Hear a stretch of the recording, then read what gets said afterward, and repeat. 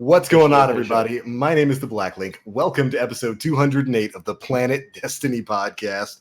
We are back once again to talk about all the things going on in the Destiny 2 universe, and there's quite a few things to talk about. We got Solstice of Heroes. We have got a change to the release date of Destiny 2 Shadowkeep. That came as a pretty big surprise this week, and all kinds of other things to talk about. We even got a brand new content release roadmap for the next 2 months, so stay tuned. We're going to have a lot of stuff to talk about. Dan has been replaced by a Vex who hasn't quite figured out time travel yet. It's kind of... Wait for it. There it is. He's desynced. His central cortex hasn't synced up with the Vault of Glass yet, so he's a little bit behind, but don't worry. Hi. You'll figure it out. You'll get it going. But of course, we've got our roundtable of hosts here. We've got Vex Dan. Hi. That's so weird. That's gonna throw me off all show long, and I don't know if I love it or if I hate it. We've got Mr. Nim. Hi. Who we can't see because... Nope. Commit, you coward. Commit. Nope. Can't make me. Show, you coward. Can't make me. That's true. Mr. BlueMoxie joining us tonight, man. Welcome back. What up? Thank you. Hey, great to have you here, man. Great to have you here for the show. Mm-hmm. Thank you. And of course, I am the Black Link, and why don't we just go ahead and dive on in? Solstice of Heroes is probably the second most important thing. Let's talk about Shadowkeep. Because, oh boy, we're getting a bit of a release date delay on that, aren't we? I'd say so. Yeah, it's 2 weeks. Yeah, give or take. Yeah. It's moving from the 17th to the 1st, right? Correct. Yeah, that's we got an article earlier this week. We got to hear from Luke Smith and Mark Noseworthy that basically, like I said, the release date moving from September 17th to October 1st to give it a little bit more time in the oven. I do believe they gave us an article that talked a bit about those decisions there. And no shortage of Activision LOL jokes were made once they made this announcement. And ultimately, basically, they're saying that they need to take a bit more time to ensure that it launches in a smooth fashion and is the release that they want it to be. How do you guys feel about that? It's a good thing. Yeah. I'm pleased with the community reaction as well. Yeah. Overall positive, which is good to see because it's funny because so like there's games like Anthem and like I'm not trying to whatever, but like Anthem and we live in a world where like they release these games before they're finished, right? So then they try to play catch up and we've seen that a lot in the last couple of years too, like No Man's Sky. They're hoping that Anthem does it. Like there's a bunch of games that do these turnaround stories. It's awesome that they're taking the time to make sure they release a good product. I was talking to my community about that on stream, and I was saying how you don't want so say they don't take the time to the extra 2 weeks. And like, here it's February, March, or whatever next spring, and we had this ongoing problem in Crucible or something, like like the Invisible thing or something. Like this has been going on since launch. Like when are they going to fix it? At least they're taking the 2 weeks. Maybe it'll help with some things like that. So. Yeah, I think when I was talking about this on live stream, because we got the news while I was streaming, so I took the time to go through it with chat, and I remember saying at the end of that, if they're taking the time to iron out some of the issues with Shadowkeep, maybe make sure that it's launching in the proper fashion. Like they said, they want to give it a little bit more time in the oven. I have no problem with it. I have none whatsoever. Because rushing a game out, like Mox just said, is how you get Anthem. Yeah. And you don't want to be Anthem. And it's unfortunate, too, because, Yeah. I like Anthem. I played all of it. I hear you. But you don't want to be Anthem. You don't want that. I dove in the other day, or not the other day, but the other week while I was editing the show. I was like, I wonder how Anthem's doing. And I got in, and yep. Yep. It sure is. It's Anthem. It sure is. It sure is. It sure is Anthem. Plus, with this new release date, I love the fact that the raid drops on a Saturday. That's fantastic. Yeah. It's my birthday week. That's even cooler, but that's a selfish reason. But like, it's good, man. The Saturday raid drop is really cool. I'm gonna be excited how that goes because are they doing the same way they did last one where they have like the contest modifier? Yes, thank you, contest modifier. Cool. contest is Right. on, and we know the name of the raid is the Garden of Salvation. That was the other big surprise from this. We got the name of the raid. You know, we already knew that it's taking place in the heart of the Black Garden, or rather, the Black Garden itself. We've talked about our theories for what we'll be doing in there. I still think it's going to have to do with us finishing the job we started 5 years ago in Destiny 1 and with the heart of the Black Garden. But we got the name now. That's awesome. One of the I want to say he's one of the writers for Bungie. Believe on Twitter he goes by Guillaume Cologne. Yeah. He tweeted out hashtag Garden of Salvation. It's crazy how much a name can tell you, or maybe not. Oh. So Sounds like a non-answer answer. we got Right. cryptic stuff already coming from the narrative people over at Bungie. This man has obviously been studying the Deej book of nonsense. So you don't think that? I mean, I know you guys have discussed this before, but so you don't think that the raid's gonna have anything to do with Hive, because the content in the moon content clearly is Hive. I think it's gonna. We don't know. I mean, you don't know that. Yeah. Sounds Like, like there's- there's hell. We've pretty vexing. clearly seen the Hive structure and stuff, but we don't know what those shadow things are yet. We know that the season, for some reason, it has a Vex artwork on it, so it's kind of intertwined. What if the shadow things are, the darkness? Like we've all seen the concept art from way back, so the shadow. What if it's that? I mean, so then you have the darkness. I don't know. It's just weird to me to take a left turn like that to make it a Vex theme raid. I'm cool with it, but Yeah. Well, it's kind of out there. I don't know. It's just a left turn. That's all. it depends on what you view as the enemy here. If you just view the individual races in Destiny as the bad guy, or if you're accepting of their kind of reinstitution of the darkness as the overall bad guy in Destiny. So Yeah, fair enough. yeah, and with the Vex and Hive, I mean, those are the two that have the closest relation, I believe. Yeah. So We don't even know how the Vex are related with the darkness, quote unquote, because we don't know a whole lot about the Vex yet. well, they walked through a just know door. that they worship it. Yeah. Yeah, they walked through Well, a I mean, door. I walked through a door. dimension, and holy shit. So wasn't the boss at the end of the D1 campaign, the vanilla campaign, that was the Heart of Darkness, right?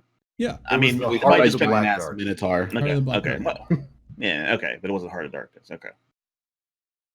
Yeah, we never Yeah, really I don't got a full explanation for what that was. All we know is that it was a splinter in the Black Garden that was poisoning the Traveler, and us destroying that is what allowed the Traveler to start healing and working towards waking itself up. And the Vex inside there were a faction that worshipped it. Other than that, we have no clue what the relationship there is between the Vex and the darkness. Other than little bits of lore that say that they've looked at different possible futures and keep seeing the darkness win, so they figure they'll tether themselves to that. I guess we'll Tune find in out. Stuff, yeah. October 6th for more information. Right? And that's another thing that I really wanted to agree with you guys on. It's great that the raid is launching on a Saturday because it's going to give people. We've talked about this on previous shows. Whenever a content release happens, it's going to give people time to actually enjoy the new content they're jumping into, rather than having a good 6 hours between release and the start of the raid to burn through every milestone they have, drive themselves insane when RNG keeps giving them sidearms, and then try to jump into the raid for the world's first race. I think it's definitely good for the people, especially the people who don't have all day to play the game. Not everybody streams the game, 9 to 5 every single day of the week. So They don't? Yeah. surprisingly, there are maybe one or two people out there who don't have an opportunity to do that, like some of us do. So fantastic all around. Be launching on that Tuesday and that weekend. Raid launch. yeah. Good stuff. I think they also talked about extending Moments of Triumph because of this delay, right? Mm-hmm. Yeah, I think it's an extra September 2 or 3 17th, weeks. the new end date for Moments of Triumph.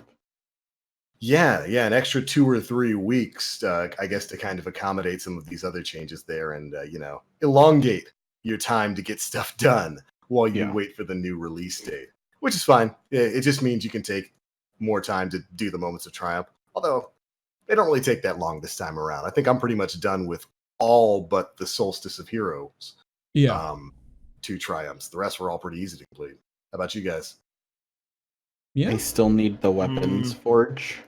Oh, Don't want it. That's all I need for the title. That's it. I need what, like 6 weapons left to forge. Why are you know that the blue ones count, right? The blue frames count. Yeah. Dan. Look, I don't want to forge weapons, man. it's okay. Neither did I. But I somehow finagled away. I had so many frames. I was like, oh shit! If I go and do 1 forge, I have all the frames that I need for this, and I never need to do this again unless I'm farming. We're gonna do that for like 20 minutes. It's like a forge farewell tour. Yeah, definitely a Forge Farewell tour, because after Shadowkeep launches, ain't nobody going back to those forges. Absolutely not. No. Nem's too busy making highlight videos for Twitter, so he's okay. That is all this man does. Yeah. Defend yourself. Why do you just make highlight videos for Twitter? Because it gets attention and people like it. Fair enough. The most honest answer. The most honest answer you could ever expect. This man chasing Twitter clout. I respect you for it. You have my respect, brother. You asked. I'm not gonna lie to you. Hey, it's working for you. Yeah, no, I mean, people enjoy it. Clearly. So, what was it? So yeah, Moments of Triumph go through September 17th now. We're getting an additional Iron Banner the week of September 17th. Oh joy. And so that's like 2 by the end of this season. And then we have cross save coming later this month. That was another big one. That's exciting. That's exciting. The biggest thing for me. Yeah, because Destiny New Light is being pushed back to release alongside Shadowkeep. So I was expecting cross save to experience the same thing, but they go ahead and mention there cross save is going to be going live later this summer, which is fantastic. Yeah, that's fantastic. That's super cool. It'll give us a little bit of time to become accustomed to it before that content releases, which I'm all for. What I was worried about was how it would affect our clan rosters. I don't know if anybody else here is in a clan that has close to 100 members, but it's going to do some wonky stuff, I think. Crazy Stevie D on Twitter, I asked what was going to happen, and he's going to try to make sure that in the TWAB next week there's some information about clan roster changes as well. So we'll see what happens with it. Yeah, that not just with cross save, but I've been super worried about how smooth this entire, at least on PC, move from Blizzard to Steam is gonna be. Because that's completely separate architecture. It's completely separate friends list. Am I gonna have to re-add everybody that I know? Is my clan just gonna cease to exist? Fairly certain that's the way it's gonna work, since it's 2 entirely different clients. I think the only things that are moving with you is going to be your in-game purchases, such as the annual pass and seasons and stuff like that. But I'm fairly certain that everything else you're going to have to restart. It's going to be messy. Friends list wise. Yeah, they made it seem like, at least initially, when they did the whole thing, the announcement of cross save, they made it seem like whatever clan your characters are in, when you migrate it, that's the clan that they're going to be in. So my PlayStation characters should still be in current meta, whereas my other characters would kind of get sucked into it, or they'd disappear, and all that stuff all those clans would disappear, essentially. Yeah. That's about how I looked at it as well. Mhm. But well, the good news is we won't be waiting too long to find out. And it's Yeah. exciting though, you know. Yeah, man.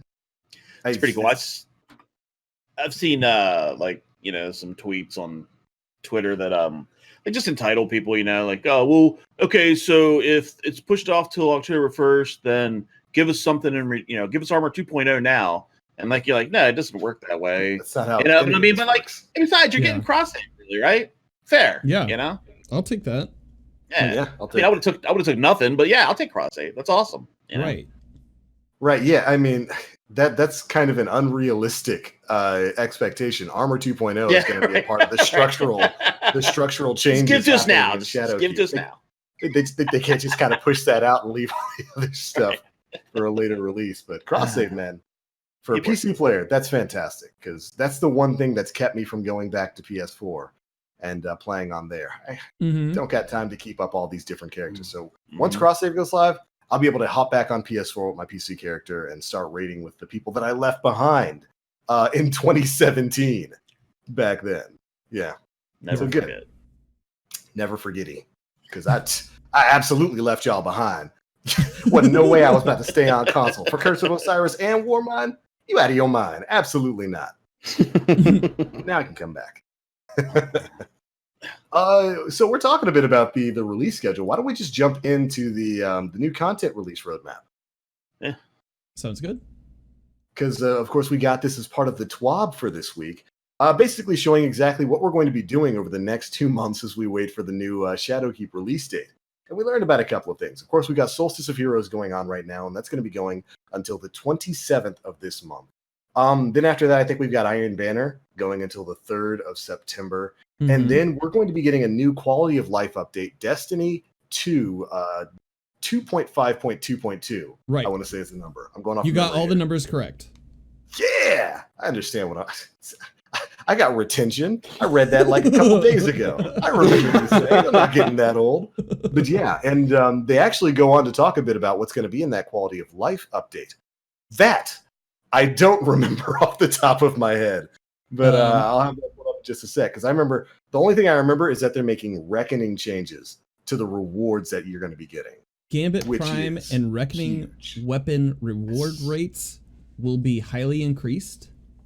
Yes. They will also have bad luck protection to guarantee a drop after a set amount of runs. They're also adjusting Reckoning difficulty, which will be tuned to be more welcoming as you hunt for rewards. 101 runs later for that Doomsday. So I was about to say, can we get F's in chat for Nim for having gotten Reckoner ahead of time and for everybody else who got Reckoner before this update? You nerd. Nerd. I'm only a little bit disappointed. Yeah, this is something in particular, Nim, you and I have ranted about nonstop since the Reckoning became a thing, and especially since they made the more recent change to some of those exotics that help boost your super energy.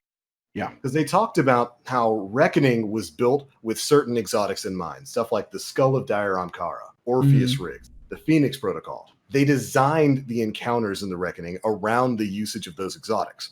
But when they nerfed some of those exotics, they didn't change the Reckoning to kind of reflect that you can't spam those anymore. And it just turned Reckoning Tier 2 and especially Tier 3 into an absolute nightmare to run. It is not fun. It's probably the least fun PvE content in the game right now. Yeah. And I'm really happy. Really happy it's being addressed. Yeah. Same thing for the rewards, because oh boy, there's nothing worse than running Reckoning for 4 hours, to get your Notorious set and the other stuff for the other quests that you're doing and not have a single weapon drop to show for it. Yeah, that's rough, dude. Especially for all the people that grinded Reckoning, like for hours on end for his spare rations, only to get 2 to drop with like Demolitionist and Subsistence. Can you imagine only having like 2 hours to play a week and like, oh my gosh, or like limited time, and you go in there and just grind for hours and don't get nothing? Imagine That's very having, defeating. That's very defeating. So I'm glad they're fixing it. Imagine having 2 hours to play a week and wasting them in the reckoning. Yeah, nothing to show. Yeah. Yikes! It makes me feels bad. Pour one out for the pour one out for the full-time workers who have lived that Hypothetical guy. scenario. The Yeah, hypothetical guy or gal who did that. there's gonna be one person in the comments like, "That's me. I'm still in the reckoning. I've got to go to work in 2 hours. I've been in the reckoning for an hour and 35 minutes. What do you have to show for it? An outlaw rampage. Go figure. My pride. So yeah, that's a fantastic change. You know, just increasing the drop rate is great, but giving the guaranteed drop after a set amount of runs, Mm-hmm. very good change. It'll make it worthwhile for people who are still trying to, you know, those completionists out there who are still trying to get their Reckoner titles by getting all of the weapon drops from that game mode. Mm-hmm. Good luck and Godspeed, bros. They're also going to be adjusting the Braytech schematics. They will no longer have a daily lockout and will give you better chances towards weapons that players do not own. Yeah, the players do not currently own. So again, I think that's a part of what Wayfarer. Yeah, Mhm. it's a Wayfarer title. A little late to get the pin, but A little bit. Because this update's this is dropping on September 3rd, I want to say. So, yes, and the last day for the 10th. It's very 11th hour, but yeah, and the last day to get the pin is when? August 27th. Rest in peace. Mm-hmm. and the thing, to get the Wayfarer pin, you had to have like started grinding last week. Yeah. And yeah, so it's if you haven't completed Wayfarer yet, or you were like, I've got time, you no longer have time. You can't do that anymore. Oops. I'm sorry. Yeah, there's a lot of stuff tied to Wayfarer. It's not especially hard to get, but it is time consuming because certain things have a weekly lockout, like the Braytech schematics for the weapon drops. So rest in peace. And of course, you got to have the right Nightfalls available to get that rocket launcher. Yep. So, and I think that was last week. Like that Nightfall was last week. So, rest in peace. Yeah. So what else? I think they are also making changes to the Mountaintop quest. and Wendigo. Can I get a double italicized underscored bold F in chat for everybody, myself included, who grinded out both of those grenade launchers before this nerf happened? I still haven't finished the Wendigo, but I have It's not worth it. You don't need to finish it. Wendigo's pretty good, man. You get that 6 stack. Yeah, but like once you have but I have a Swarm of the Raven. Yeah. All right, fine. I have to have orbs, or I just have to shoot. It bugs me out because Wendigo is strong in certain scenarios, but like it's replaceable. It takes setup. Yeah, it takes setup. You're not wrong. Yeah, all right. I got damage. But they didn't say exactly what they're going to be doing to make these quests more accessible, but I think we can all pretty much guess what it's going to be, at least for Mountaintop. Those double and triple kills. Reduction? Yeah, they're going to be cutting them down 100%. Oh my god. There was a guy in my Discord the other day, and he was like, here they are handing out Pinnacle weapons again. And I was like, dude, what? You still have to work for that shit. Yeah. You still got to get Fabled, dude. Yeah. You got to get Fabled. Yep. And it's been because Mountaintop came out in December of last year. Was that a part of Black Armory? I think so. Yes. Because it was the second.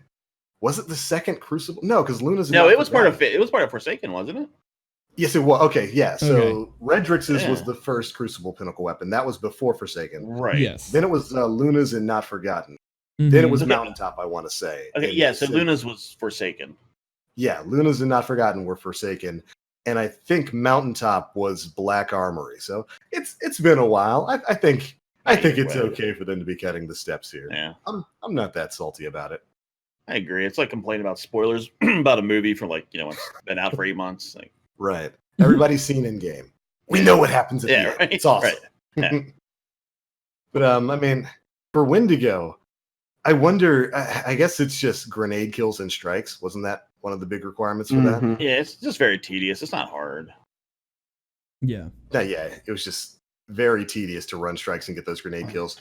Or, Same strikes. Load corrupted, head to Blindwell. 2 hours later, you're done. And it wasn't necessarily very fun. No, I'm good. I'll just say that's not fun either. It wasn't fun. I got that done in one day, and like it was about 2.5 hours just sitting in Blindwell. Bloop, bloop, just swapping between Malicious Birthright, Fighting Lion, and whatever heavy grenade launcher I had on, just getting kills. And it wasn't a great way to spend my time. Granted, that's not how you're supposed to get that quest done. But this is Destiny. Like you know what's gonna happen. You know we're gonna find the fastest, most efficient way to get these kinds of things finished, and that's what we do. Always a thing. Seeing a little bit of that in the Solstice right now with those minion kills. Yeah. And it's causing a little bit of a problem. But I'm sure we'll talk about that. Do we have any other changes in update 2.5.2? Menagerie is going to be a little bit more rewarding if Callus sees fit. Yeah, what do you think that means? I mean, obviously, I was saying the other day on Twitter, I'd be interested to see a graph of like, okay, so like attendance in the attendance or player population, player participation before the chest nerf and after, because like I have no desire to go in there for one chest. I just don't. I mean, like, I don't know, It's not worth. And like Nim and I have spoken about this a lot. We spoiled ourselves, 100% spoiled ourselves, getting 5 to 6 chests per run.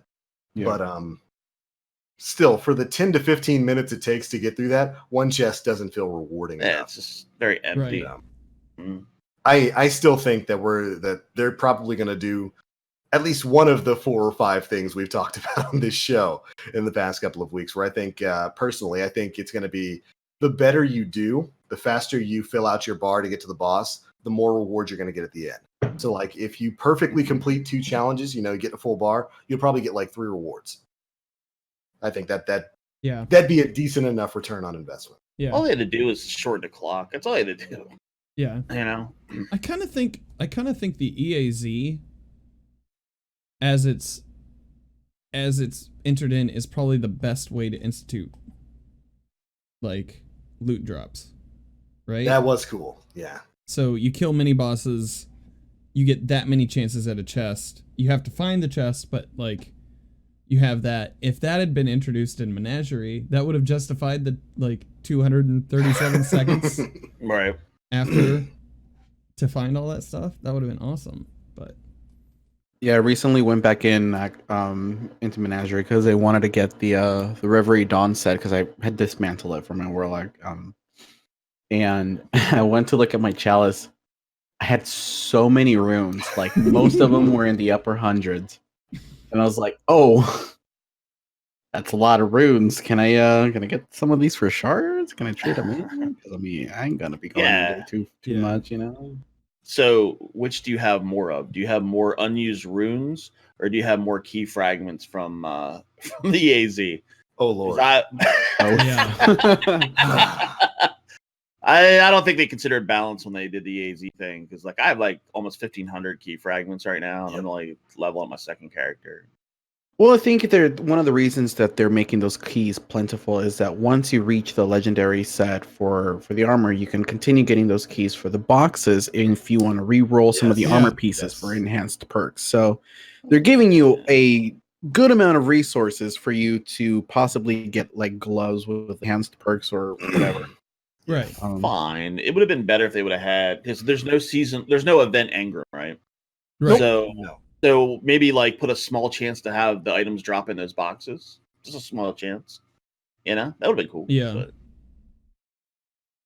I mean, I'm enjoying it though. Yeah, it's fun. Yeah. I think overall Solstice of Heroes has been pretty good this time around. It's a better event than it was last year, where I think it was just replaying story missions, right? With like weird modifiers. So much of that. It was so much of that. And it was no more gall. Monotonous and soul breaking. It was. And so why don't we just turn the conversation to that then? How's everybody feeling about Solstice this far? It's something to do. I like it. Well, let me answer your question with another question. How many of y'all have a purple set? One. I do. Yeah, I have one. I do. TBL, do you intend on getting a purple set? Eventually. Yeah. Maybe. I hit rare. I hit the rare armor set on like Friday and stopped. Yeah. Uh-huh. Last year with Solstice, I burned through 2 complete legendary sets of armor in the first week. Mm-hmm. It was awful. Yeah. This time around, I'm not doing that. I'm gonna take it slow. I'll do my warlock over the course of a week or so. When I finish that, I'll move on to my hunter, do that over the course of a week or so, and then move on to my titan, and hopefully be done by the time the event comes to an end. But there's no rush for me this time. The event ends August 27th. Is it? Mm-hmm. Very end of the month. 23 days. 23 days. I agree with the slow burn, but I'm on my second character, so that's all I do. Like when stuff like that's around, like Iron Banner, or whatever, that's all I do. So Yeah. And I mean, it's, we got this whole new activity with the European aerial zone, which is really cool. It's a really neat little self-contained activity. super cool. I way love that more map. interesting. Yeah, Isn't it awesome? I love that map. I want that map in a combined arms setting for Crucible with like 3 teams of 4 or 3 teams of 3 to just go bananas in that map. It has so much potential. So many places to hide, snipe. Oh my god. Yep. The rooftops. The Rooftop fucking fights, man. rooftops. Yeah, dude. Can you imagine like with a tractor cannon just like booping somebody off of that rooftop? Oh, I didn't until now, and it's so sweet. How amazing would that be? I really, really, really want to see this map in like some sort of PvP setting. Yeah. I do agree with that. I hope they at least, like, if they don't do that, I hope it doesn't go away until next year's Solstice. Like, just make that the Halloween map and the spring event map and stuff, or something. Like use it for events or something. That's such a good space. It really is. It's a really cool world space. For Festival of the Lost, I really hope that they use that map because it's plentiful big and it has like a lot of different like areas indoors where they can potentially do some spooky shit with it. Yeah, can you imagine like right, spooky trials? Oh no, dude, that would be fucking sweet. I'm sorry, that'd be sweet. But like, dude, like, remember how dark the Infinite Forest was last year for the Halloween event? Yeah, and they get the sounds and stuff. Just imagine that there. That'd be awesome. Yeah. It's another instance of them creating this really interesting new event world space, and I hope they don't take it away like they've done with some of the previous ones, because it's fun. It's very simple. For those who haven't had a chance to play it, you basically go in, you kill a bunch of mini bosses within like, what is it, a 2-minute time period? And then you fight a boss, you hunt down some chests, and that's it. It's very simple. It's very self-contained. It's got a little bit of variety to it, considering there's different types of enemies that can pop up in there. It's a fun activity overall, and it's just an awesome looking world space that I'm absolutely 100% sure that they're going to be using for a quest or some kind of secret, given all the weird paths and hidden things people have found in there thus far. Yeah, it's a cool world space that I don't want to see go away, like the haunted forest and whatever the thing was for the Revelry. So I think one of the reasons why this map feels so amazing to explore is we've always had a sense of verticality within the world. Like we can climb rocks and stuff like that, but to like have the skills like, holy shit, I am on top of a building and I can see the rest of the map from here. Yeah, like man. That's really, really cool. And that's one of the things that I was doing for like maybe the first couple of hours of the EAZ release, was just literally exploring the entire area, just running across like the buildings and seeing like all the different paths and stuff that you can take. So it's a fantastic design of a playable space. I really want them to do something with that. Mm-hmm. Yeah, 100% agreed, man. Rooftop combat is awesome. Yeah, dude. Like it has everything. Like, hey, you want to snipe from a rooftop? Go for it. Scout rifles have proper like lanes and distances to use them. If there's close quarter lanes as well, where like all the fallen areas are inside of the buildings. Like, Bungie, please. I need it. I actually whipped out the Oxygen SR3 on the Nice. solar days Yeah. to Oh. use on that map. For those who don't even remember what the Oxygen is, it's the Vanguard Pinnacle Scout Rifle. It's a Good piece gun. of trash. I like it. It's a good gun. That's a little mean. I won't say a piece of trash. Yeah, that's It pretty needs- mean. Come on. It's It needs relatively triple tap. weak. It's useful. It's garbage. relatively weak when you Well, it's a compare it to scout some of rifle. the other Pinnacles. It's a That's scout true. rifle. And like scout rifles in Destiny 2 right now are not the best. I tried They're using the a cut redheaded and run. stepchild. Oh. Oof. I tried using a cut and run and it had ricochet rounds and like still wasn't I still wasn't hitting people for what I felt like I should have been.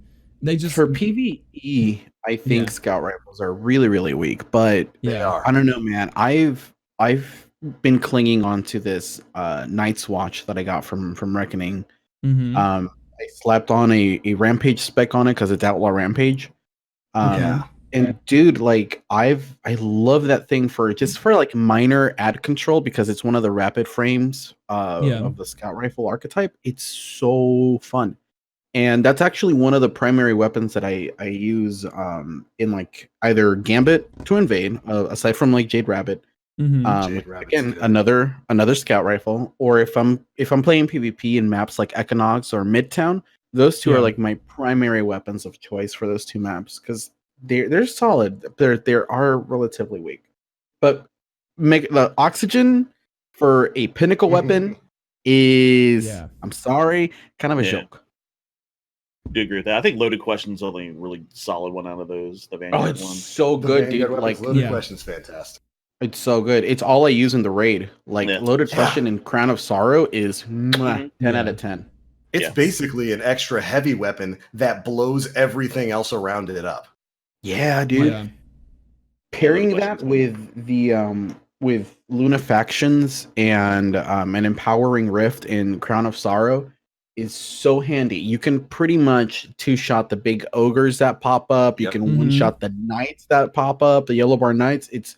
It's unreal how good that weapon Yeah. is. Yeah, loaded question is absolutely a Vanguard Pinnacle weapon that everybody should go for. And I Mhm. think that was the one you could farm out by doing Lake of Shadows, right? Yeah, that's we did that one. Yeah. Yeah, that's so go do that. Go run Lake of Shadows 40 times and get this fantastic Yeah. fusion run. At, like, Probably what was that? Like 10 minutes a run? 4 Like, minutes. if man. that? Oh, okay, yeah. Lake of Shadows is like 4 minutes a run, dude. It's easily the fastest strike in the game. It's like the Echo Chamber back from D1. You can clear that in under 5 minutes, and Yeah. like suddenly you have the strongest non-exotic fusion rifle in the game. Yeah. Easily one of the best PvE weapons. It's so good, Mhm. such a good fusion rifle, and it really benefited from that. Like what was it, 30% damage buff? Yeah. High impact fusions got a couple patches ago. Oh my god, yeah. It's Get a loaded insane. question. It's 30% damage bonus. I think the reservoir burst on it is an additional 30% Yeah. boost to damage. It's stupidly good. It's such a stupidly good weapon. Yeah, no, I use that thing all the time. Yeah, absolutely. But rounding things back to Solstice here. What do you guys think of the armor challenges this time around? We've got two people who got them to legendary. Dan and I are patricians who ain't got no time for that. So why don't we go through and see what everybody thinks of the challenges, starting with Mox. Yeah, so purple in my warlock. The blue is not fun. Yeah. I'll just put it that. The green's not so bad. I mean, it's all it's a little bit of an incline, but it's very doable. Blue is steep, man. If it was hills, you got green, which is like this, but blue is like almost 90 degrees. Mhm. It's just rough. I mean, 100 mini boss kills. Yeah. Yeah. Until I got to know the lay of the land on that map where they spawn at, like I was struggling to get like 2 or 3 a match. But then once I got to know the lay of the land, I was getting 6, 7 a match, 8. Yeah. But like until you do that, man, that's just that you have to whittle away at that. That's terrible. It's doable, but 25 patrols on certain planets. Come on, man. Oh my god, yeah. That's bad. Dude, I was looking at that armor for Warlock and it's like 25 patrols on Titan. Yep. Titan's fun. Titan. Awesome. It's the funnest thing ever. Titan's So, easy though. Titan's it easy though. is. Just get Nobody yourself. wants to be there. It's not about how hard it is. I don't want to be there for 25. The arcology is a pretty cool space, man. Yeah, at least it's not like Mercury. I mean, but yeah, you can at least get on your Sparrow. Right. But yeah, so like the blue grind was kind of hectic. I mean, I it's not hectic enough that makes me want to complain about it. Like I don't want to sit here and just like complain. But you know, I'm gonna do it on all 3 characters. But like, ugh, you know, I'm already on the blues on my hunter, and I'm all about a slow grind. Like I have weeks to do this. I'm not trying to like get fastest. But it's fine. But like I don't know, it's okay. Yeah. What about you, Dan? I've been working on the blue set. I finished up the greens. I think I had like 1 or 2 things that I needed to do on Friday. So I just kind of knocked those out and was like, okay, I'm onto the blue set. Let's see where we can go from here. And it's been interesting. I haven't done any of the EAZ stuff yet because I was like, that just looks painful. So I'm just kind of trying to get the other stuff done, and then I'll eat that frog later. I don't need to do that right now. And yeah. So we'll see. Who knows? Maybe I'll try to get a fire team for it because Mills, I think so there's a during the boss fight, I guess there's a mini bosses that show up that you can just kill indefinitely. Right? The Cabal. It's During science the that Cabal. spawn. Yeah. And it's a specific Cabal boss, the one where the 3 It's called main an bosses engineer. spawn. Yeah. He'll spawn a psionic engineer every 45 seconds. Yeah. So you farm that, supposedly it counts.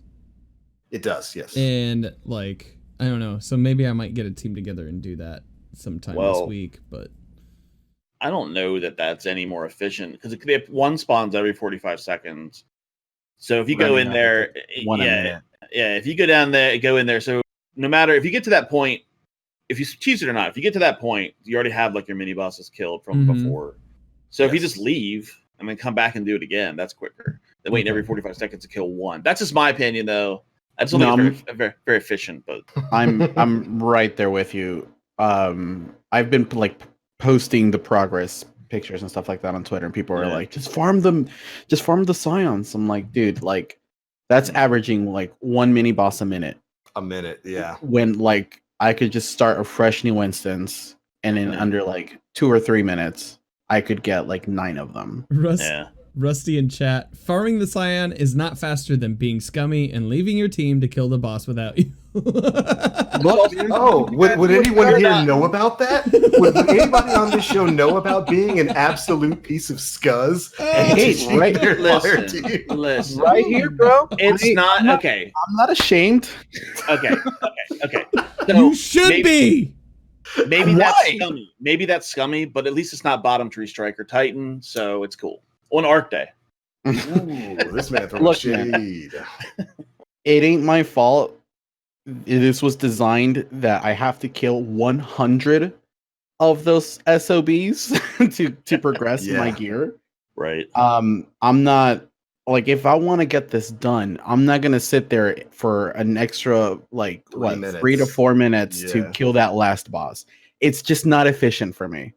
Yep. If I want to get it done, I'm killing my 5 or 6 or whatever I do, and then I'm out. Like, I'm gonna find a new instance. And like I was telling you guys before the show started last night, I got my blue set for my Titan last night at around 11, and by like 12:30, I already had the 100 mini bosses done within an hour and a half of just coming in and out. Like, yeah.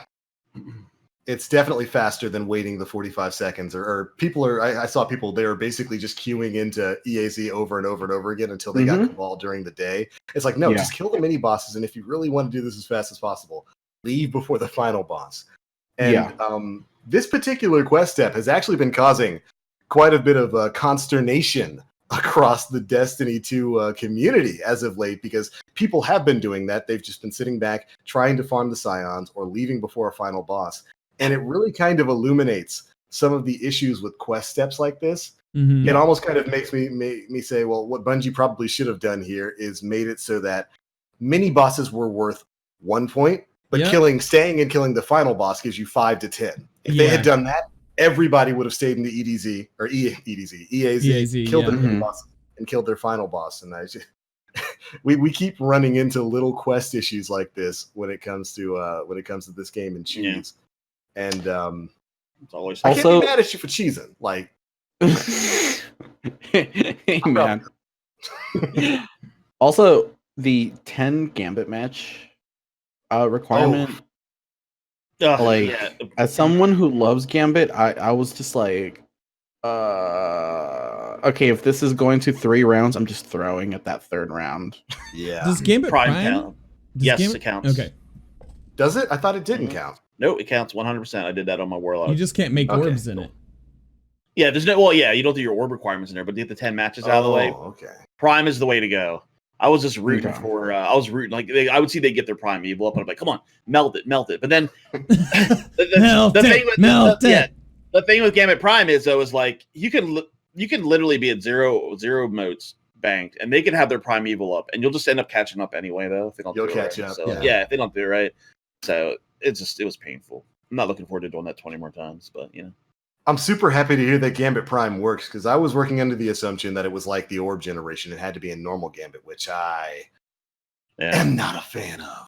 Yeah, the orbs, but like to get the 10 completions, Prime is the way to go. Yeah, that's awesome. Okay, I didn't think I didn't really think most of the steps were too bad, other than stuff like 10 strikes. That was a little annoying. The 10 PvP matches that flew by for me. Yeah. Pro tip: Rumble. Half of the audience, half of the lobby is going to be AFKing anyway, especially if you're on PC. So just go into Rumble for that. Too funny. But for the most part, I didn't think the challenges were too bad. I certainly like this year's Solstice better than running those missions last year. Yeah, absolutely. That was the worst. That grated on me. That got old real quick. After I got the ship last year on PlayStation, I was so relieved. And then I was like, I've got 3 more characters on Xbox. Rest in peace. And then I just said, fuck it. Xbox is dead to me. I can't do that again. Can we talk about okay, so last year, I will say this though. Last year they had an exotic ship. Okay, I'll chase that. This year they have a legendary sparrow. A little weak. Yeah. That was kind of like it's got the jade rabbit on it though. So it does. Yeah, neat. My first reaction to that sparrow when I saw it is like, all right, cool, it's called the Void Streak. Neat. Previews the trail. It's a standard trail. No void trail. Yeah. Come on. Look, guys. I mean, I like collecting stuff. Like, I just don't know if I need that in my life. I don't know. There's nothing really that special about it. And for it being like the reward for finishing all this stuff, it's a little underwhelming. Yeah, that's a little underwhelming for finishing all 3 armor sets. It's just a wee bit. At least make it yellow. If it's yellow and exotic, because I want it. Just for collections or whatever. Just change the background icon color from purple to yellow, Bungie. Then suddenly I'll want this thing. I'll be, ooh, blue exotic sparrow. I got to get my hands on it. It's really weird. Just make it yellow. It's just super out of theme. Like with the original Solstice of Heroes, we got a proper sparrow that had like the gold trimmings. It was they had a sparrow too. Yeah, they had the sparrow and a sparrow and a ship. We had a ghost that we had to complete as well. Yeah, if you remember, there was a ghost shell too. About the D1 Solstice? No, I'm talking about like Solstice of Heroes last year. There's a book. Was it a book? I believe so. Maybe it worked like a book. Now I'm gonna be looking this up to see if I'm an idiot. I don't remember. Here it comes. To the internet. I could have sworn the books were left behind with Destiny 1. Yeah, I don't think we've had any books. I don't think we've had any books in 2. I wish we did. Maybe I'm an idiot. That's a pure possibility. Dan, guys, let me have this moment. Yeah, Dan, there was a book. Totally a book. They basically kind of incorporated the entire book system with the triumphs. That's what the triumphs. Yeah. It's literally the book system from like SRL and whatnot back in D1. Yeah, I think last year we got a ship, a sparrow, and a ghost. None of that this year. the no triumphs too, kind of like it doesn't irritate me, but like just talking about the books and stuff. There's just something satisfying to be able to like like oh I got that and like crossing off that notification. I don't know. Yeah, if anything, the real reward for Solstice this time around is the armor. That's what you're really going for here. It's not for the Sparrow or anything else. The armor looks really, really good. It does look good. Like the armor does look absolutely fantastic. I'm not a fan of the 15k bright dust. I'm gonna have to blow through to get the glow, but I'm down to 29 bright dust. They're really doing what they can do to get us to get rid of our materials, right? Like Luke made that announcement that save up your stuff because this fall, and then they the hall of Tribute Hall. Tribute Hall comes out and that requires resources, and now they're eating the bar right down to the glows. Yep. Yeah, the ornamentation looks amazing though. Oh yeah, it does. Very good. But between this and the Tribute Hall, I think I've easily spent like almost 30k bright dust. I'm the kind of person who stores every single exotic sparrow and ghost and ship and shader I have in the vault. I've gone through all of them. Oh, and same. Every last one has been sharded, and all of my bright dust is gone. And that's the point, I guess.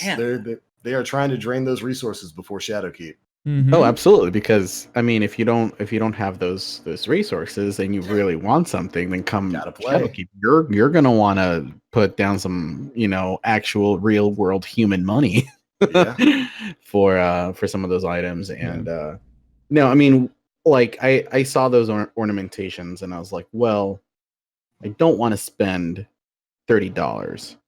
Nope. Yeah, that's so much money. Goodbye, bright dust. I mean, so it was kind of a non-issue on my end. I keep thinking about I want one. I think I'm just gonna purchase one with bright dust and be like, all right, that's it. Because I don't know really how with how this armor looks and how we like to portray ourselves. How many of you guys will be using that armor enough to justify that purchase? Not at all. Honestly, with bright dust, I can regain bright dust by playing the game, so I don't care. That's why I had no issue spending the bright dust. But if it wasn't available with a bright dust, I would have had to consider a little bit more. It's like, am I actually going to use this once Shadowkeep comes around and once more we start getting more armor sets? But because that's the thing. Like the cool thing about this, last year's Solstice wound up being not really worth the time you invested into it because the armor became completely worthless weeks after you finished it. Yeah. This time around, it's going to be the first set of Armor 2.0 gear you're going to get, which will be nice until you play the first story mission in Shadowkeep and get gear that's well beyond what your Solstice gear is going to be. Are you telling me that you're not sitting on a reserve of Masterwork cores to immediately infuse that gear, TBL? I was before the season of opulence. Daddy Callus has got to be paid. Rent is due, my friend. Papa needs rent. Gotta pay rent, man. You're behind? Yeah. I thought about that the other day, like sitting there, like I'm grinding this armor out. It's going to look super awesome. I love that it's going to be 2.0 compatible, but it's going to be worthless. Yeah. When Shadowkeep drops, and I'm getting into that mission. More so because they haven't refreshed any of the vendors for a year. So we've been getting the stuff from the Tangled Shore. Looks like it's made out of garbage. We've been getting the, it's the same armor. So like when we get into Shadowkeep, it's gonna be new stuff. We're like, oh, you gotta wear it. Gotta have the new stuff. Yeah. Like speaking, you gotta have the Gimp mask. You gotta have to have the Hunter Gimp mask. Yeah, I was gonna say speaking of new armor. This week when they made that announcement, on Steam there were a bunch of new screenshots released for Shadowkeep, and amongst them there was an interesting set of lunar gear that definitely has some people talking because which specific set, Nim? Just rip off the band-aid. All of them are weird. Like they're interesting. They're very detailed, but I don't know if I really want to be wearing that masquerade. Or that the paper plate. The paper plate. Paper plate. Look, man, we talked about it before the Like show. a kindergarten craft. Eris set up an Etsy page. We're buying cardboard armor crafts from her. Just make her feel like she's done something, man. This is for You know what they're gonna do? Do it for her. They're gonna release for like $5 on the Bungie store. They're gonna release the paper craft. Yeah, they'd cut it out. Yeah, so but for that one, they're just like, go get a paper plate and do what you think you need to do. Or it could be one of the cutout masks for Festival of the Lost, right? Because it's really easy. Yeah. That's something they should really do. They they should go crazy with kind of like the Eververse store. I want more goofy, stupid armor in the game. I want like a Nintendo 64 style polygon suit for my Titan. I want to see goofy stuff like that. I'll pay money for that. I'll pay money to run around killing raid bosses looking like I just stepped out of a Philips CDI. I'm down with that. The lunar gear looks pretty cool though. It looks like they found spare stuff laying around and like all like the when in D1 when you go to the moon they have like buildings that are empty and you go in there just like looks like they found stuff in there, but it looks really cool. I like it. The trash. Yeah, it's very detailed, and I mean it's on theme with the DLC. It's old lunar gear that was left. The Titans look like an astronaut. Yeah. Hunters, I don't know. They look like a tall shy guy. I don't know, man. I don't know shy guy. The hunters look like a tall shy guy, and the warlocks have this dead bird as a bond, and like they do. They straight up have a dead bird as a warlock bond, and their mask is like some sort of like their helmet is like some sort of like hive masquerade with like the little 3 eyes thing. It's weird. But did you guys see that weapon that they had like slung across their back? It looks like a pick, but it's like a sword. No. Yeah. Interesting. Yeah, it was in that set of screenshot. It looks like one of those like tools that astronauts or not astronauts, but like rock climbers use. Yeah. Like those. But they were holding it like a sword. You can see it in the that one screenshot where they're the shadows of them and they're standing in front of the red tower. You can see it on the world back there too. That's the next image down. Oh, was that the one where people were thinking that it was a like some kind of new weapon, or if it was the sniper rifle, I can't remember the name of it for the life of me right now. But there was a sniper rifle from D1 that people were comparing it to. No, you're thinking about the icebreaker. No, this is entirely different. Here, let me see if I can find it so you can see it. I mean, I'm looking at the gear right now. Yeah, it looks like we went scrounging around for some hashtag moon trash, right? And kind of moon trash. Better than Thieves Landing, man. That armor is disgusting. Yeah. That is a weird looking set. There's spikes everywhere. People were comparing it to the No Land Beyond to see if maybe it was that. Oh, no. Yeah. That's too short. No, there's no way. Yeah. No Land Beyond's like long. Yeah. I don't know. I'm just telling you stuff that I saw on the internet. That's a new segment. What Dan saw on the internet. It's your fault, Dan. What Dan saw on the internet. Yeah. Let me tell you, I've seen some things. I'm sure you have. That might have to go for the after 10 p.m. stream. There, Dan. After dark. Tune in for our brand new show. What Dan saw on the internet. PD channel after 10 p.m. But PD after dark. Yeah, I see people talking in chat about how many new armor sets we're going to have, whether or not it's just going to be like a new armor set for Eris and then just the raid. Since this is a major expansion, kind of like Forsaken, I'd imagine it'll have at least a few new armor sets, maybe a new Vanguard set, new Crucible set, stuff like that. Please. It's been a year. They'll update the planetary vendors. Yeah, it's been a little bit of a while. That'll never happen. They're not allowed to have new things. As a matter of fact, they created Armor 2.0 and started incorporating, bringing back the year one armor sets so they wouldn't have to make new planetary vendor gear. It's been so long since they've seen a refresh, and I don't think it's ever going to happen. Yeah. Yeah. Who knows? Who knows? Extreme doubt. But yeah, so there we go. That's Solstice. I don't know if there's anything else with Solstice we needed to talk about. It's a pretty simple event this time around. Well, there's the mini sparrow. The mini sparrow is fun. Just want to acknowledge that the mini sparrow is awesome. That should have been the final reward. Can we swap those sparrows? Yeah. Like if I get the Diddy Kong Sparrow for finishing all 3 armor sets, and like we just put the Void Sparrow in Eververse, where no one will buy it. Dude, that thing is incredible. It is pretty meme worthy. I've enjoyed seeing it out there in the world, and I want to say all the people who bought it on day 1 of the release, you did good. Yeah, you got good. It's about exactly what I'd expect from you. But all right, I think that's pretty much it for Solstice of Heroes, isn't it? I believe so. Something else, because like I said, it's a pretty simple event this time around. There's no story missions you need to go and run. It's just completing the different challenges on your armor. It's going to take a while. Like I said, I'm on the rare armor. Not looking forward to all the stuff I've got to do with that. I think I might start with the doing patrol missions on Titan. Just get the monotonous stuff out of the way, and then jump in for the 100 EAZ kills. And a lot of the other stuff will kind of fall in line with that, because it's like, get void kills or whatever in EAZ, or generate this many orbs and stuff like that. So thankfully, a lot of it can be completed simultaneously as you're just playing the game.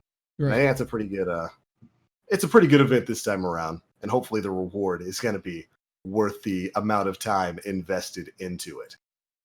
Ooh man, because it wasn't last year. You know what's a benefit of having Shadowkeep delayed for 2 weeks? What's that? More Borderlands time. That's what I was about to say. I was like, I wonder if he's going to say Borderlands. I get to play Borderlands in peace without having to worry to rush through it. Yeah. Oh man, it was going to be take bad. my time. Yeah, man. Although I'm going to have to wait for Iceborne in January, but same.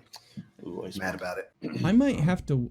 So that gives me enough time to kind of go in and for more of those Crucible Pinnacle weapons now too, which might be something that I do in September. Did they say when 2.25 is coming out? Between the 3rd and the 10th. The 10th. Okay. Yeah, so no hard ETA. Yeah. And most of that is going to be throughout the month of September, is the Iron Banner and like the rep boosters for the Valor and Infamy resets. Which more Borderlands time. That's what that sounds like. Yeah. I'm not sure how much I care about doing another Iron Banner after I finish my armor set in this next one. If they said this one's Clash, I'd be a little bit more excited. But I would agree with that. Yeah, if they made a little bit of a change to it, made it Clash, so I don't have to rely on blueberries quite as much. Oh yeah, Supremacy, man. Or Supremacy, I'd take that too. Last when time, I have an OBJ, that's fine. Yeah, and with last Iron Banner, I finished both the quests for Titan and Hunter, so I'm good. I'm good. I'm good. I don't ever have to step foot in this again. I don't. I really don't. I envy you. I envy your position in this. Yeah. I still got to get my armor set finished for my Titan. I believe in you, bud. You got 2 whole ass Iron Banners coming up. I don't believe in me. I think. Not looking forward to it. Unless, like Dan said, they announced that they're going to do something a little bit different and maybe make it Clash. I don't know why they haven't done that. I still think it would be perfectly fine if they bounced between Clash and Control for Iron Banner. Yeah. Shoot, they could make it so that like the Iron Banner playlist is just like Quick Play, or like it's just in between Iron or Clash and Control. I don't really see. We've talked about this before, but I don't really see too much of a negative for that. Yeah, I don't either. But they'd be like that sometimes. Yeah. Yeah, sometimes that's how it do. Going on to news here, we had a tweet from Luke Smith I saw in in our little show notes. Yeah. Was there something interesting in there? It's just basically him addressing the changes of the launch days for New Light and Shadowkeep, along with the fact that he's sometime, I believe this upcoming week, he's going to post a very lengthy, nerdy state of the game Really? So yeah, so that's gonna be an interesting read. Hopefully they address PvP so people can just like stop. Yeah. Because I'm so tired of it. Yeah. But I'm hoping to see what he has to say. Do you Yeah, think I'm that's like, gonna? Do you think it's gonna involve the? Because Deej said last week cross save this week too. Yeah. we'd be learning about that this week. Yeah, you're right. Yeah. Yeah. I'm looking at the tweet right now. So Luke Smith said, "I'm hoping to publish a state of the game warning, likely very long, somewhat to very nerdy post next week, looking at the last 6 months of learnings from Destiny 2 and outlining the kind of changes we're making to the game in Shadowkeep and why." And now that I look at that, very interesting choice of words. The last 6 months of learnings. What happened 6 months ago? Black Armory now. Not just I Black can- Armory. Yeah. The split. Yeah. Well, that terrible launch. Oh yeah, yeah, yeah. And Yeah. we've been really seeing over the past 6 months how Bungie is going to handle themselves as an independent studio with an independent game. I think it's fair to say a lot of us were a little bit worried about what the future of Destiny was going to be 6 months ago when we heard about Activision leaving and whether or not Bungie was going to really continue on with development for it. But they've really shown that they're committed to this franchise and they want to take it somewhere special in the future. And I think a big hint at sort of the difference between the development environment while Activision was still tied to this and now is the fact that Shadowkeep's been delayed. Mm-hmm. That never would have happened under Activision. I don't think ever would have taken place while Activision was still driving at the helm. Yeah. I mean, we've seen it happen in the past where we've gotten clearly stuff that was not finished with Destiny released. So no, this is very different, and I'm hopeful because again, like they're being really communicative. They're talking about this, it's like why they're pushing it, further because it clearly needs more polishing. Fantastic. Absolutely. Bringing cross save a month earlier than we expected. Fucking sick. So awesome. And we're getting the state of the game from Luke Smith, which again, this is probably as much communication as we've seen with like prior Forsaken when the whole it's like the devs have been silent for so long, things started going around. This is great, honestly. For me, this announcement was like probably one of the top 2 major news announcements that they've ever made in concerns of when it concerns Destiny 2. Like, I think cross save was like the biggest one that they could have done. Oh, that's huge. So many people were like, it was great. They were joyously rioting in the streets rather than toppling all the cars. But this time around, like them saying, "Hey, guess what? It needs more time. We're gonna push it back, and we hope you like that." What I saw was overwhelming positivity for it. Support, yeah. Yes. Yeah. It shows that they're willing to make some tough calls in the future if they need to. So. Yeah, that's not an easy decision for a company to make. Yeah. They have deadlines. They have, that's money, that's advertising and all that kind of stuff. And to change that kind of release 2 months, well, really now a month before it was supposed to be coming out. That's not a decision that's to be taken lightly. And crunch time is something that's always been a problem within the video game industry. And I'd imagine that there's probably a fair amount of crunch going on at Bungie right now for them to try to figure out how to get this to launch as smoothly as possible. For them to take the time that they need. I think that's a good thing. I think more time to work on this product can only make the product better. And I'm really happy to see that most of the community, virtually all of it that I've seen, has been in support of the decision. And not to mention that, like, meanwhile, the delay could be seen in a negative way because loss of sales or whatever, but at the same time they're no longer within the same launch window as another giant looter shooter. Right. They're literally not a week apart. So Mhm. people can take their time with that and then sink all of their time in Shadowkeep when it comes out, you know, a month later. So Can we put on our spin foil hats really quick? it's Just on. everybody. It's Always, it's man. never off. Don Yeah. a spin foil hat. Editor. What if that was the point? Oh yeah. I'm Yeah. fairly certain that it could will be a big reason. It's a factor. It's 100%. Let's be honest. It's 100% a factor. They had their expansion coming out a week after Borderlands 3. We've been talking about this since Borderlands 3 was announced. Like, that's a bit of a problem for Bungie. That's a bit of huge competition. I would imagine they're definitely still working on things to smooth this out, but that probably has a little bit, just a little bit to do with the decision. Yeah. Let's let them get a little bit of Borderlands 3 out of their system, and then they can come try our new stuff. Yeah. That's okay. Smart. That's all right. Smart. You know. Smart. I don't hate him for it. Yeah. I'll take the extra time to play another couple weeks of Borderlands 3 before I jump back into Destiny 2. That's okay with me. So since we're what I'm seeing here, we're a little bit light on the questions. This week, I do have one for you guys. Shoot.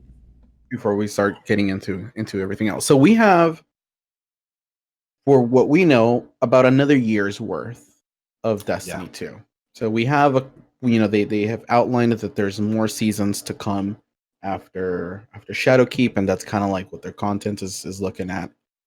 But if we look at the game as a whole right now, right, like sandbox wise, and the different direction that they're starting to steer the game into, do you guys think whenever we end up getting Destiny 3, do you think that game is going to be radically, and I mean radically different? Because right now they're trying to build up an MMO side to the game where it was launched for a more casual audience. Right. Simplified subclass trees, simplified armor systems. They're trying to kind of like mend the way in, trying to sneak in some of those more MMO RPG-esque type of elements into a casualized game. Since they've been very clear and very vocal that they want, they're very much now steering into that. Do you think Destiny 3 is going to just be completely different? Because the sandbox and us as Guardians, we have never been this strong.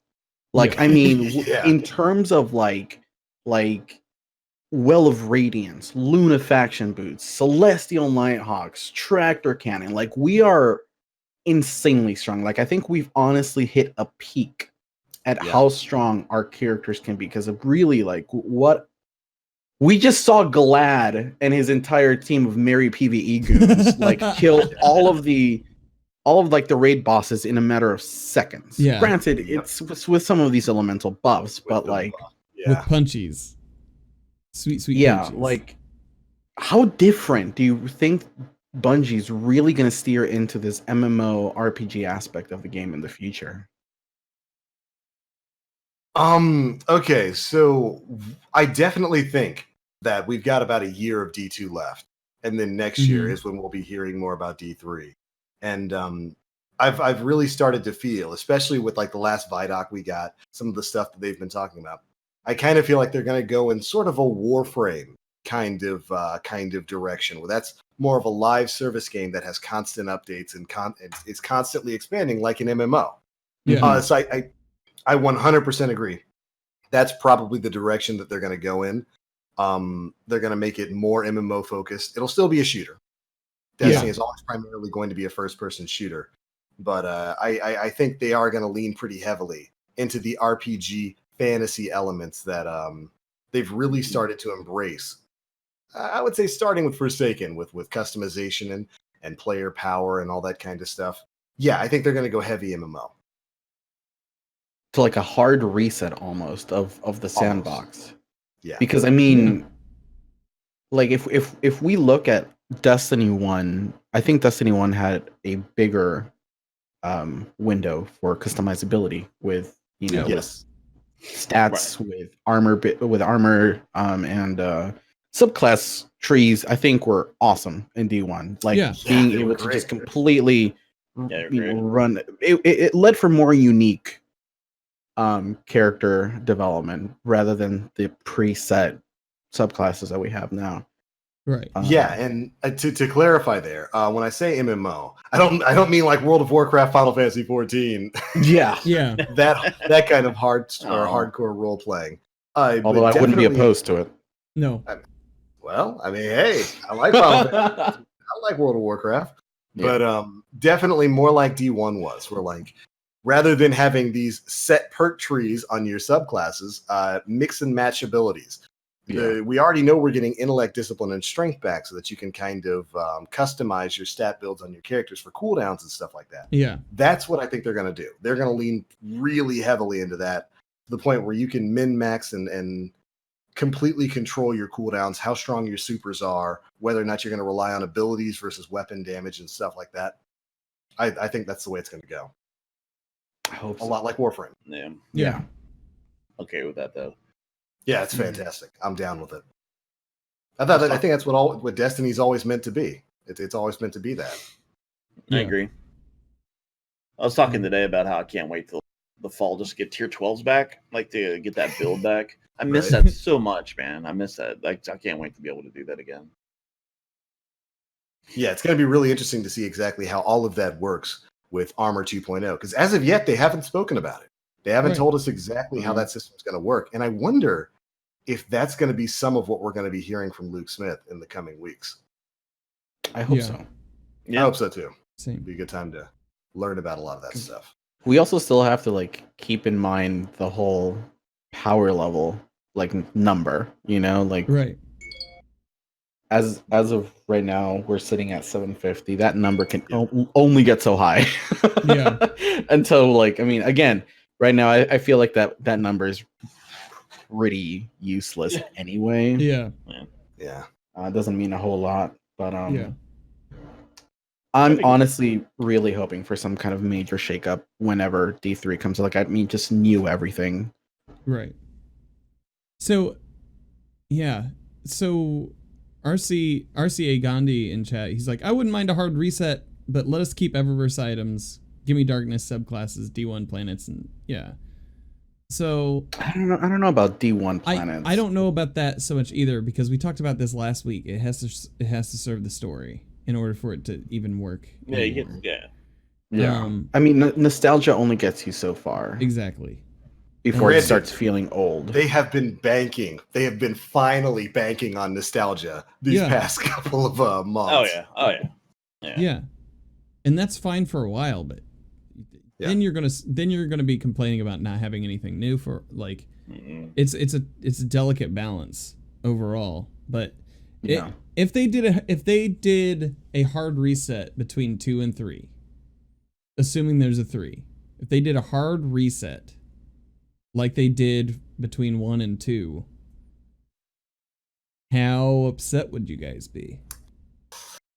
I mean, I feel like it's kind of inevitable. Because of the limitation, just like with Destiny 1 to Destiny 2, with the limitations of the game and the engine. I feel like with Destiny 3, they're going to be moving on to probably a further upgraded engine that hopefully lets them do things a little bit easier in a bit more of a timely fashion than what the engine they're using now does. And there's probably not going to be a way to transfer much from D2 to D3. I just think that's an inevitability. Yeah, and I think it's harder right now with bringing stuff forward because they're taking items from a game where, let's not forget, existed on PS3. Yeah. So bringing that stuff, bringing that kind of stuff forward, I'm sure is a lot of hard work on their end. And as you said before, Dan, and this was mentioned in that article with Mark and Luke that technical limitations are a thing. The game is nearing 100 gigs on console. Yeah, that's a lot. Yeah, that's a lot. Like you said, it has to move the story forward. Like the moon is coming back because again, they're diving into Eris's story again. You know, Right. it's something new. The moon is different. It's twice the size that we know. So it's not entirely the same as we remember it, but Mhm. Which I that's think what it's I'm super excited about that because of Mhm. like how cavernous and in depth the moon actually got. yeah, Yeah. for sure.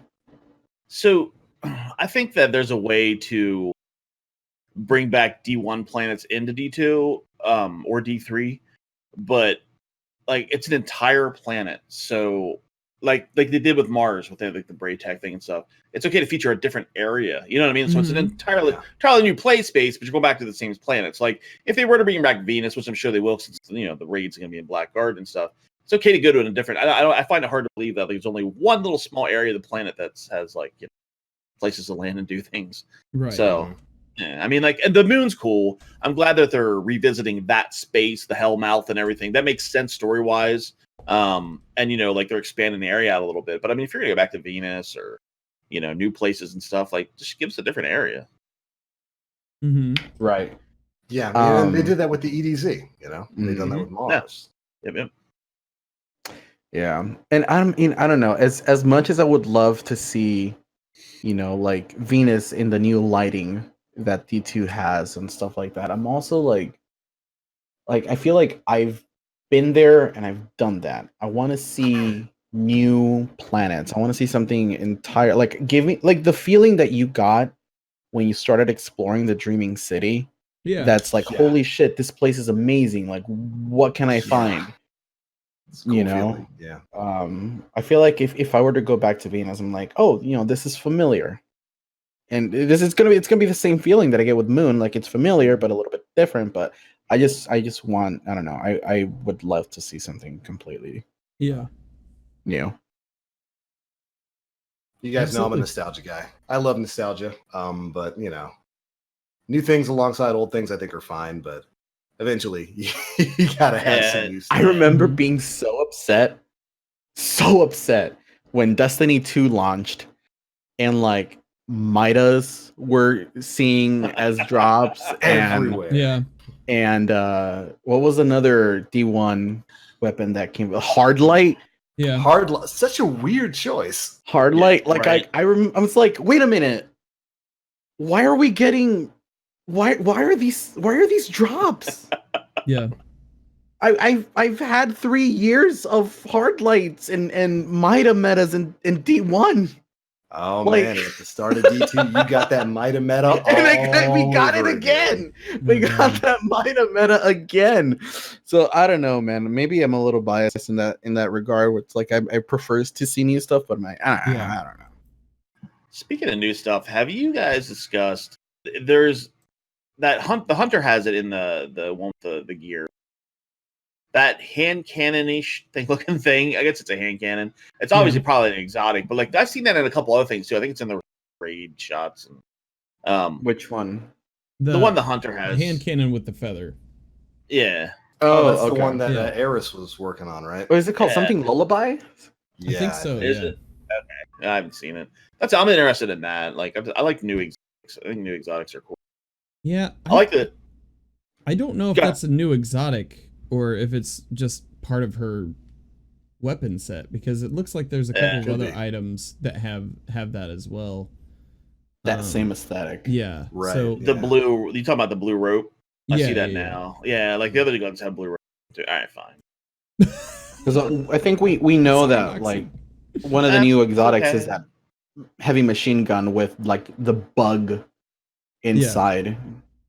Oh yeah. You got to see that. So that's going to be interesting. Oh to see yeah, I what it forgot about does. that. Yeah, we've seen a couple of new exotics from, Yeah.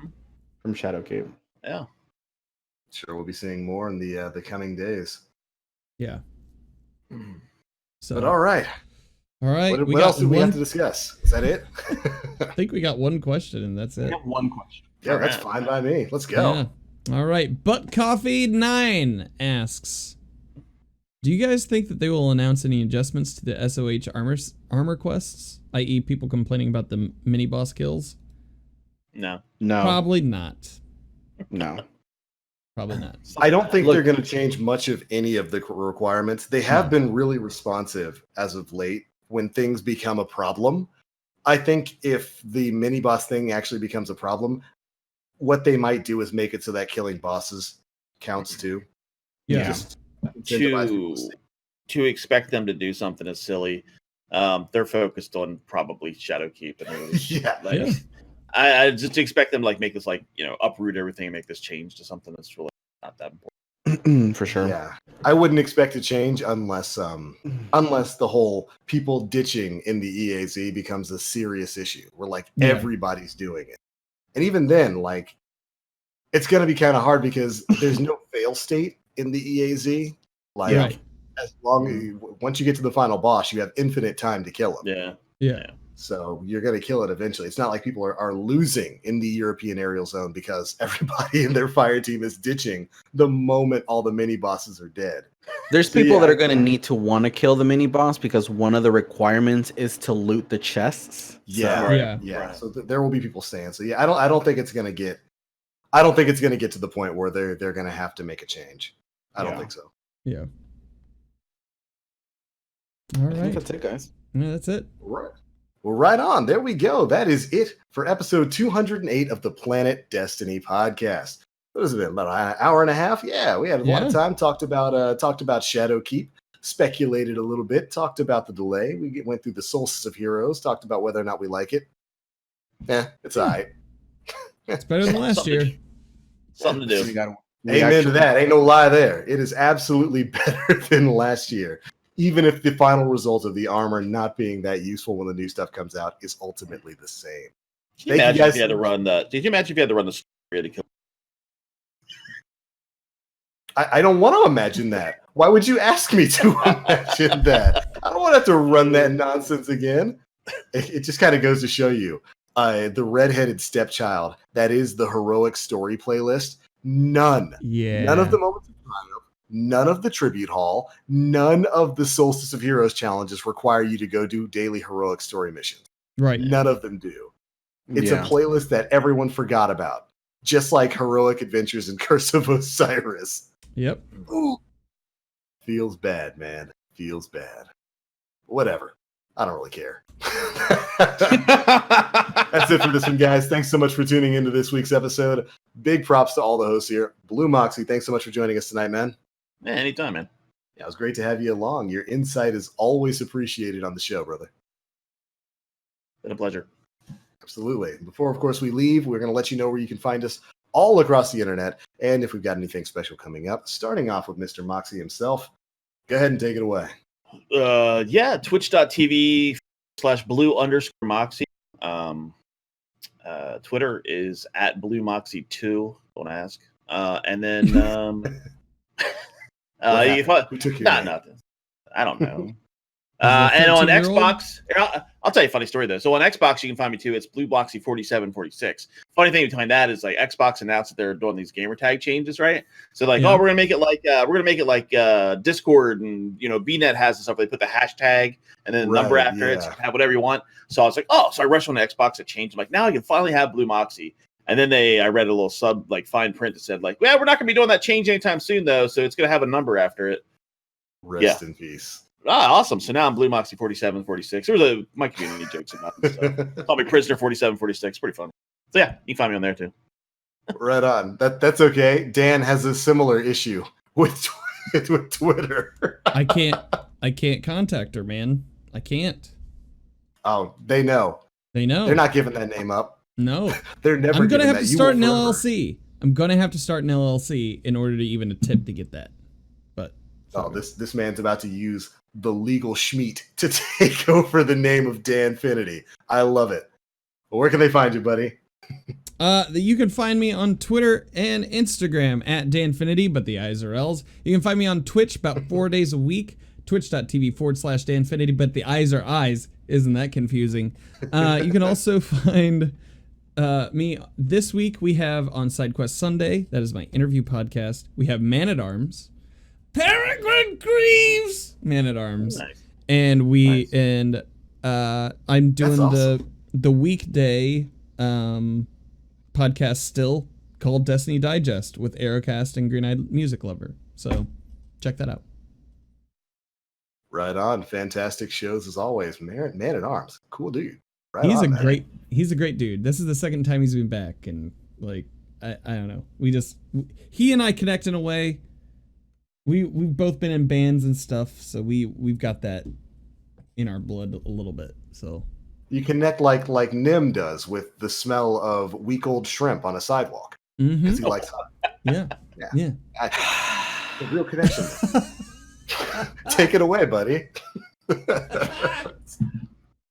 Thanks. On that lovely note, you can find me over on Twitter at Nimplays and twitch.tv/Nimplays. Been streaming a little bit more lately. I don't think I'm going to be streaming any of this Solstice grind just because it's absolutely tedious. Yeah. And it's it feels like chores. So yeah, no, probably not going to see any streams anytime soon from me this week. So if you just want to see some shit posting, go to Twitter. There you go. For all his montages. It's actually funny. Solstice is the reason I actually streamed Destiny this week, because the only way I can put myself through this monotony is if I'm entertaining other people. That's the only way I could put myself through running all this nonsense, is if I'm sitting there talking to people for a couple of hours. Bro, I'm like barely entertaining myself when I'm doing that, yet let alone to try and entertain other people. So that's why I was just like, no. It's rough. Yeah. It's just so monotonous. So yeah. But hey, that's the life of a guardian right there. Of course, my name is The Black Link. You can find me pretty much everywhere on the internet: Twitch, Twitter, YouTube, all at The Black Link. We'll be having more live streams coming up this week. Yeah, starting on about Tuesday, going to Friday. More Solstice stuff. I've got my other characters to run through and get the those wonderful armor grinds up and done. Playing around with the idea of doing some Final Fantasy 14 live streams too, because that is easily the game I'm spending most of my time on these days. Like any free time I have. Dude. What's your character? Wait, who said that? Who's talking? That's me. Which one? I said that. What's your character? What are you running? Okay, well, Final Fantasy 14 is an MMO where like you can have one character for all the classes. Like, right. So okay. I'm maxed out on tank, black mage. All my crafting classes are maxed out. I'm working on another tank class, warrior, right now. It's good. That game has so much content. I can just log on and do something different every single day, and it's fantastic. Yeah. Interested in an MMO, Final Fantasy 14. It is one of the best MMOs I've ever played, and I'm an old school World of Warcraft guy. Check it out. But that's the stuff that's coming up this week. Of course, make sure you stay tuned over to the Planet Destiny YouTube channel. We will be having coverage of all the newest information coming on out. But all right, there we go. That is it for episode 208 of the Planet Destiny podcast. Thank you all so much for tuning in. We'll catch you next week. Bye, everybody. Bye.